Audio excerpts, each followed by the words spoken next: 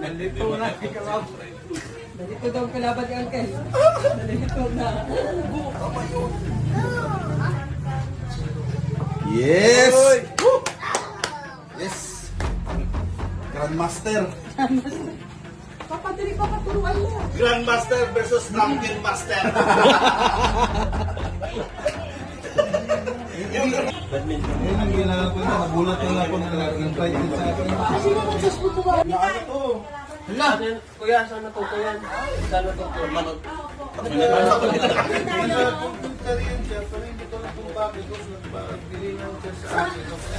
Ay, ganda naman. Kami na naglalaro.